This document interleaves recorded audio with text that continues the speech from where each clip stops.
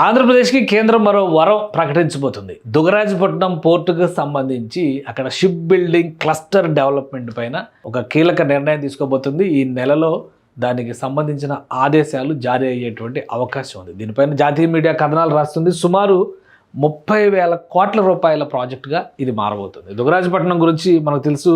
ఆంధ్రప్రదేశ్లో ఒక శివారున అంటే ప్రకాశం జిల్లాకి నెల్లూరు జిల్లాకి సరిహద్దు ప్రాంతంలో ఉండేటువంటి ప్రదేశం ఇది. ఇక్కడ యాక్చువల్గా ఒక పోర్టు కట్టాలనేది విభజన హామీల్లో ఇది కూడా ఒకటి. రామాయపట్నం లేదా దుగరాజపట్నం ఈ రెండింటి మీద చర్చ జరిగింది. దుగరాజపట్నం కంటే పోర్టుకి రామాయపట్నం అనుకూలం అని చెప్పని అటు మార్చారు. ఇప్పుడు దుగరాజపట్నంలో కూడా ఒక ship breaking industry ship building క్లస్టర్ని డెవలప్ చేయాలని చెప్పని ఏపీ ప్రభుత్వం ప్లాన్ చేసింది. కూటమి ప్రభుత్వం అధికారంలోకి వచ్చిన తర్వాత ఈ ప్రతిపాదనలన్నీ కూడా ముందుకెళ్ళి ఇప్పుడు కేంద్రం ఈ నెలలో ఈ ఫైల్ క్లియర్ చేసే అవకాశం ఉంది. 30,000 కోట్ల రూపాయల పెట్టుబడికి సంబంధించినటువంటి ప్రాజెక్ట్ ఇది.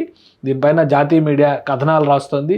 మంత్రి స్వయంగా కేంద్ర నౌకాయాన శాఖ మంత్రి స్వయంగా ఈ విషయం చెప్పినట్టుగా చెప్తున్నారు.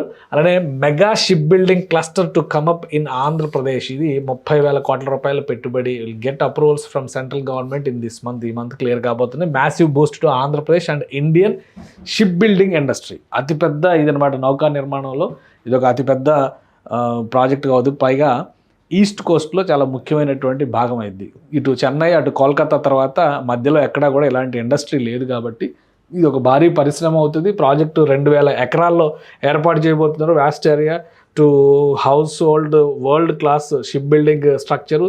అలానే స్ట్రాటజికల్లీ లొకేటెడ్ కోస్టల్ ఏరియాలో ఉండేటువంటి కనెక్టివిటీ దీనికి చాలా ఇంపార్టెంట్ ఇది. అలానే 3,000 కోట్ల రూపాయలతో ఈ ప్రాజెక్టు క్లియర్ చేయబోతున్నారు. సో ఈ నెలాఖరులోపు కనుక దీనికి సంబంధించిన ఆదేశాలు వస్తే ఆల్రెడీ దీనికి సంబంధించిన ల్యాండ్ ఎక్విజిషన్ కానీ అక్కడ చేయాల్సినటువంటి ప్రక్రియ అంతా కూడా మొదలైంది. రాష్ట్ర ప్రభుత్వం అనేక సందర్భాల్లో ప్రకటించింది. దుగరాజపట్నంలో పెద్ద షిప్ యార్డ్ని అంటే షిప్ బిల్డింగ్ క్లస్టర్ని డెవలప్ చేస్తామని చెప్పింది.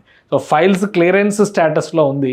ఎందుకంటే ప్రొసీజరల్గా ఇవన్నీ ముందుకు జరగాల్సినవి. రేపు పొద్దున ఎవరైనా లీగల్గా ఏదైనా క్వరీస్ రైజ్ చేసినా కానీ ఇబ్బంది అయ్యేటువంటి పరిస్థితి లేకుండా ప్రొసీజరల్గా రాష్ట్ర ప్రభుత్వం ఈ ప్రాసెస్ అంతా చేసుకుంటూ కేంద్ర ప్రభుత్వానికి ఇవ్వాల్సినటువంటి విజ్ఞప్తులన్నీ ఇచ్చింది.